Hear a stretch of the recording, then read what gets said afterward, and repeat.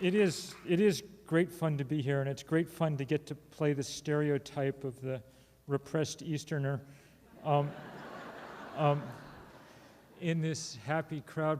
Paul Hawken had me to his houseboat last night, and he said, well, you should go out and take a hot tub. And I went out, and I sat in the tub, and I began to feel relaxed and happy, so I jumped right out. And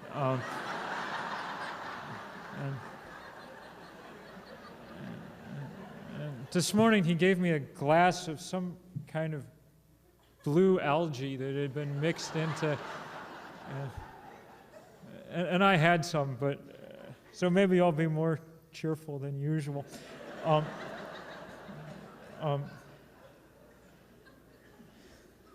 Look, I am actually going to talk in very serious and somewhat gloomy terms this morning.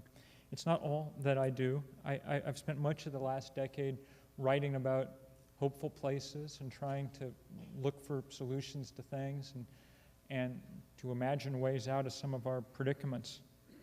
And that work is incredibly important, but there are so many people here this weekend who are doing that work so well.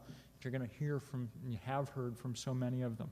I'm going to try to just set the stage a little bit this morning by talking about what the root ground of some of these problems are, to talk about precisely the predicament we're in so we know just what it is that we're solving.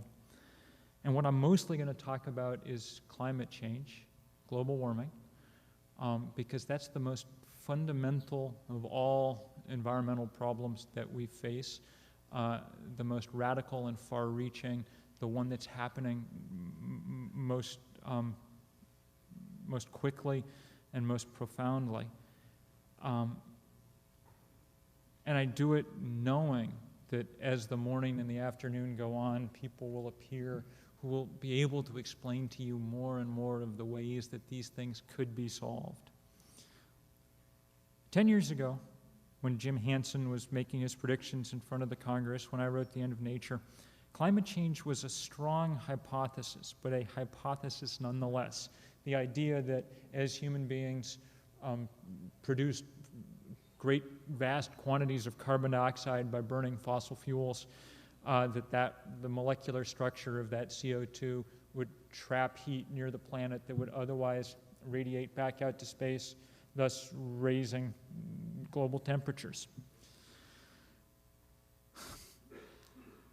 The 10 years since has been a decade of incredible scientific work on this issue.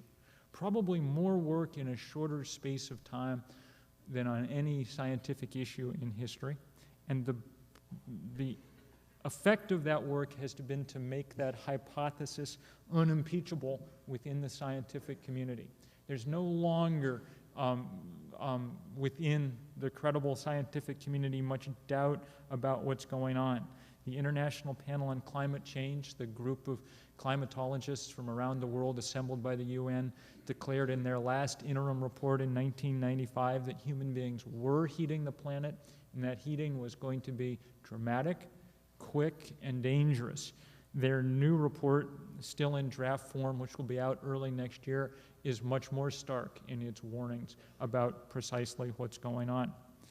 The basic prediction that you need to sort of hold in your head is that over the lifetime of many of the people in this room, over the next 50 or 60 years, the global average temperature is going to increase someplace on the order of 4 degrees or so Fahrenheit. More worrisome, even, is that in those same 10 years, from 1989 to 1999, we've begun to see the effects of the heating that's already taken place.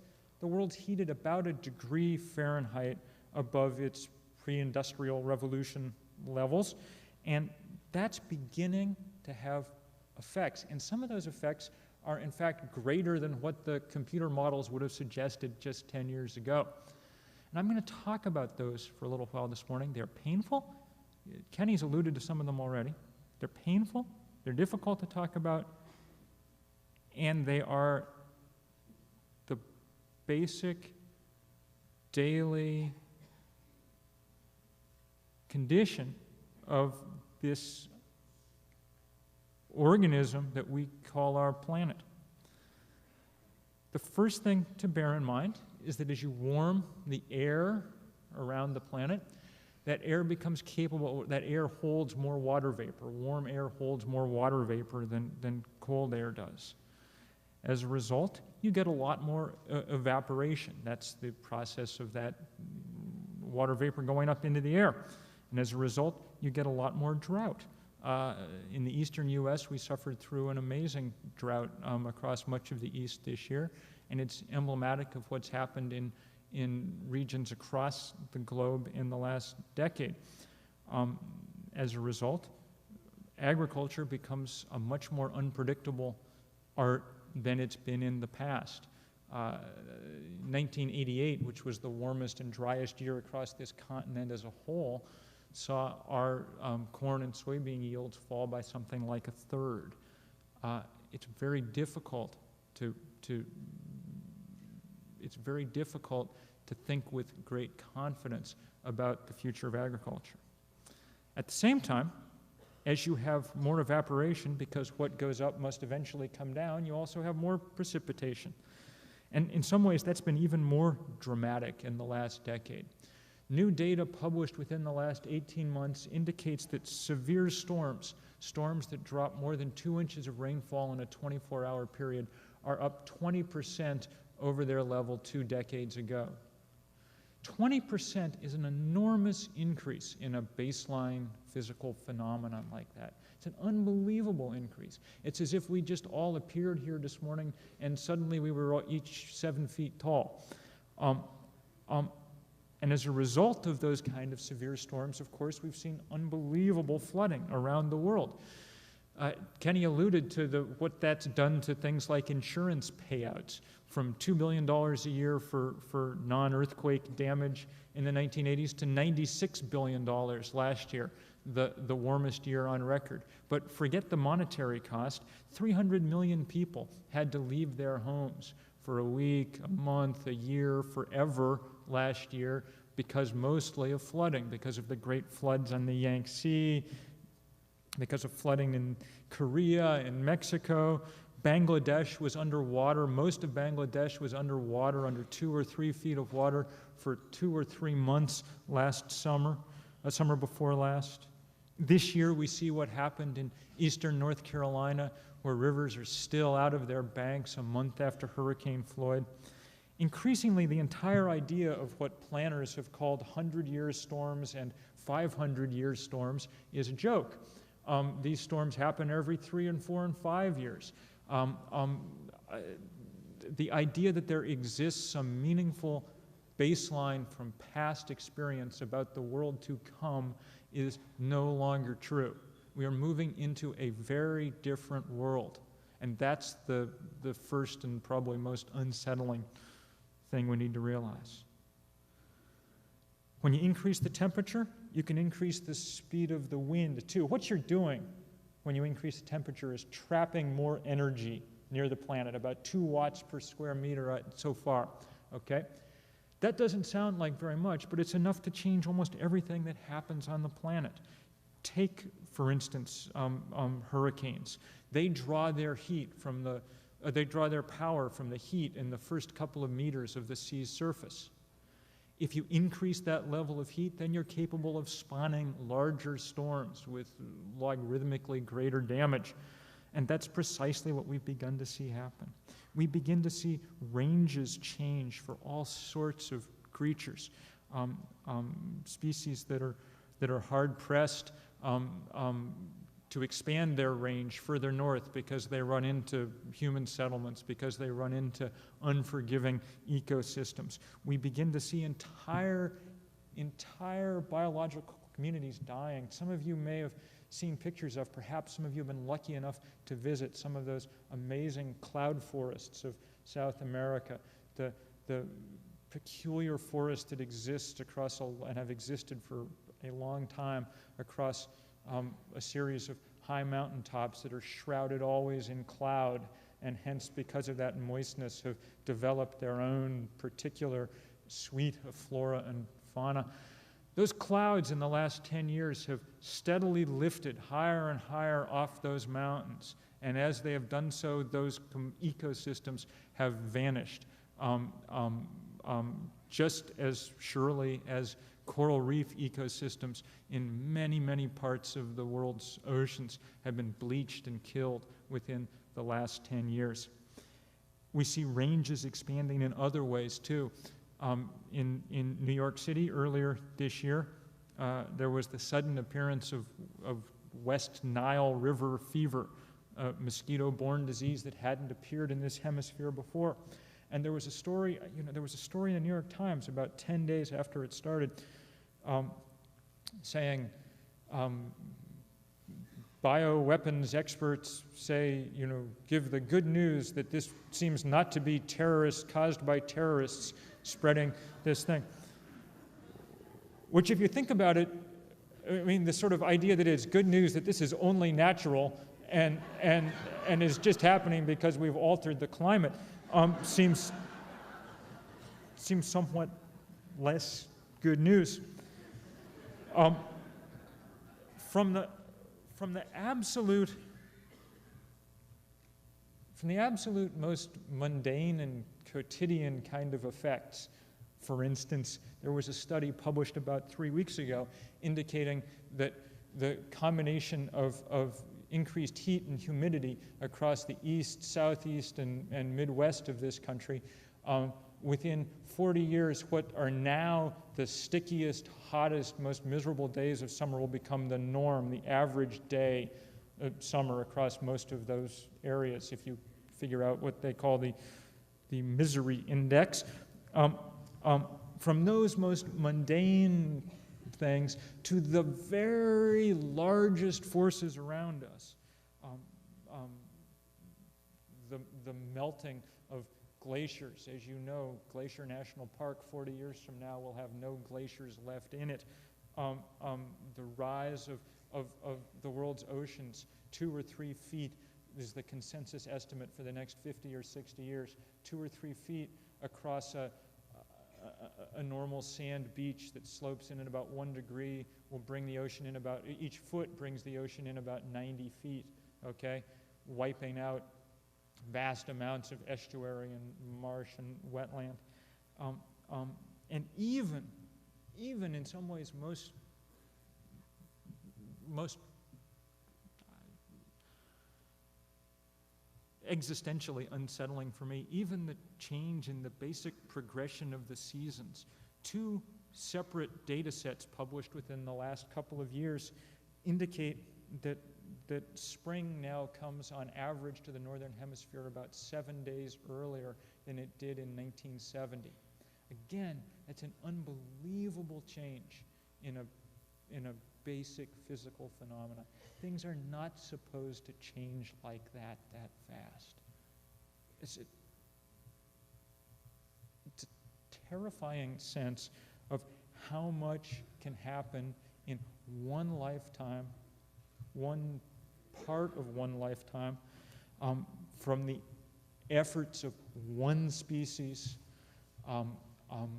without that species even really being aware for most of that period of what it was doing.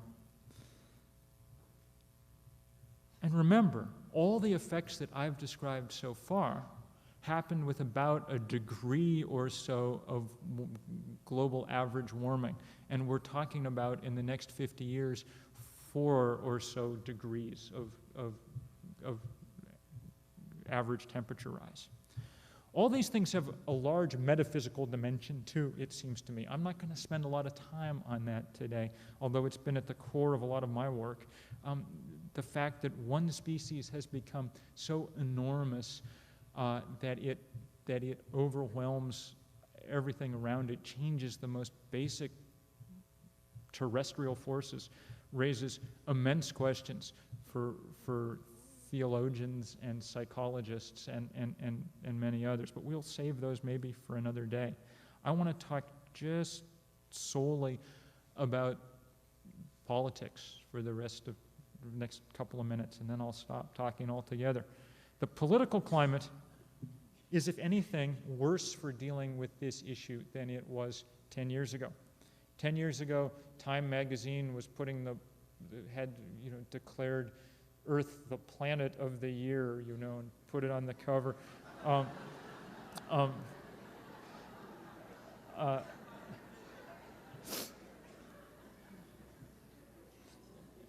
10 years ago or 9 years ago, Al Gore published a book, a really good book, in which he said that saving the Earth's environment had to become, quote, the central organizing principle of politics in the 21st century.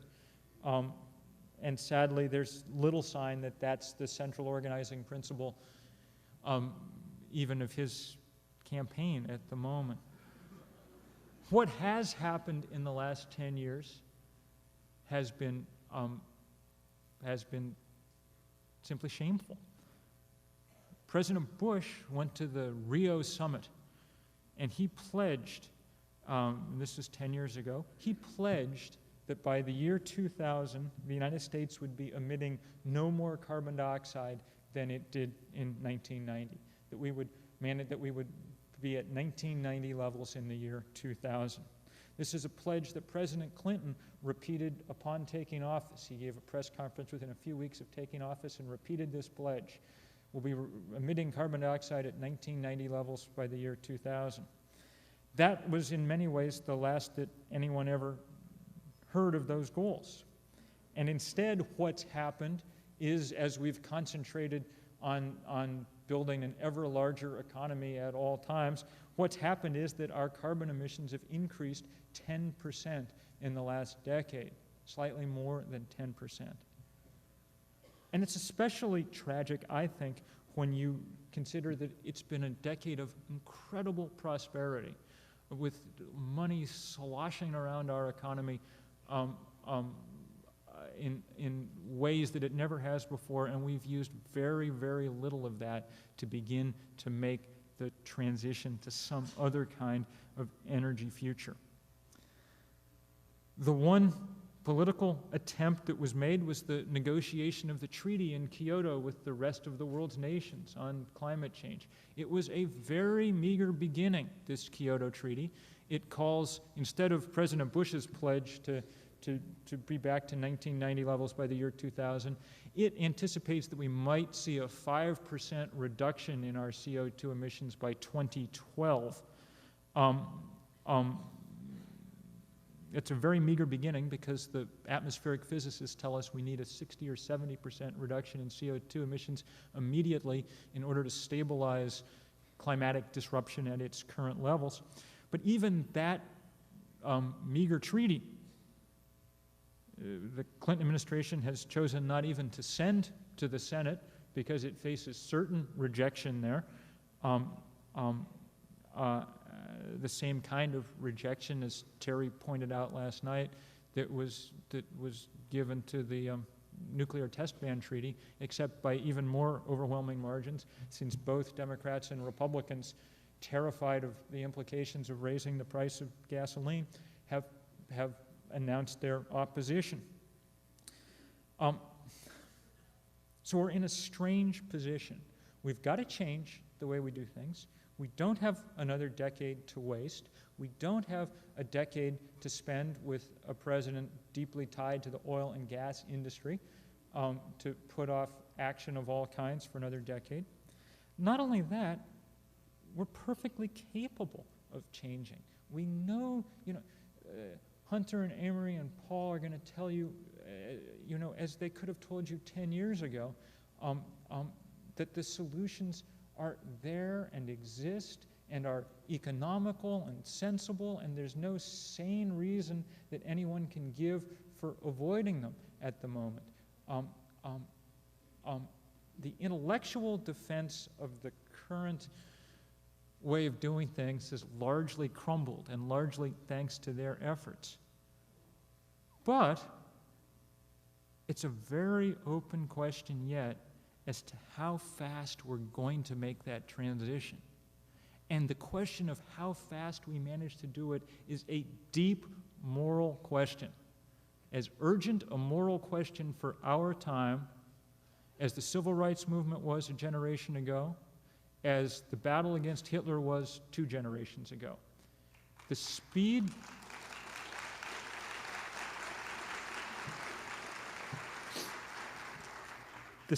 of that transition means everything. Before the Industrial Revolution, carbon dioxide existed in our atmosphere at about 275 parts per million. It's about 380 or so parts per million now. The question of whether it peaks at 450 parts per million or 550 parts per million or 650 parts per million sounds like it's a technical question. It is not. It is the moral question that we face going into the next century. How fast can we deflect the angle of our trajectory? How quickly can we make the massive shift in new directions that 50 years from now is going to allow us to be producing far less carbon dioxide? We have to make that change happen. It isn't going to happen automatically and inevitably by itself with no push. It's like the civil rights movement was in 1960. There was no intellectual defense left anymore of segregation and of Jim Crow. And yet there it was, still on the books, and it took incredible pushing and incredible suffering and a lot of people doing an amazing amount of courageous stuff to push to get it through. And that's what has to happen here too. The subsidies that support the coal, oil, and gas industry have to end. The cost of those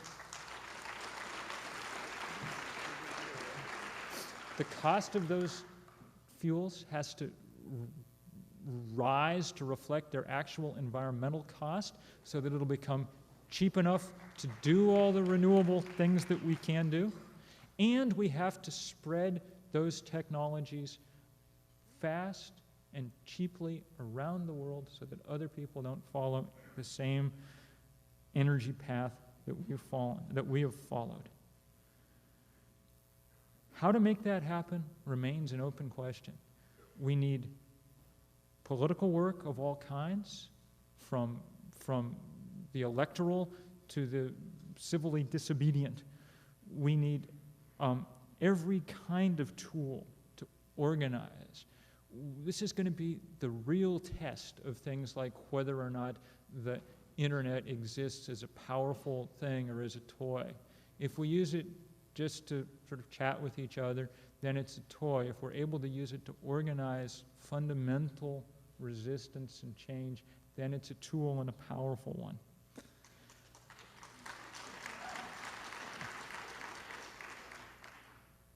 Since I'm taking it upon myself to be the gloomy guy today, I got to tell you this. One of the things that we need to accept just for our own emotional understanding is that we've already gone too far to prevent these things from happening. And in fact, we've already gone too far to prevent them from getting much worse in the future. It's not going to be, the next 50 years, a pleasant stretch of time. The incredible, blooming, buzzing, mysterious, lovely creation that we were born into this world with is going to be simplified. It's going to be made more crude. Whole chains of DNA are going to be wiped out in the course of the next half century.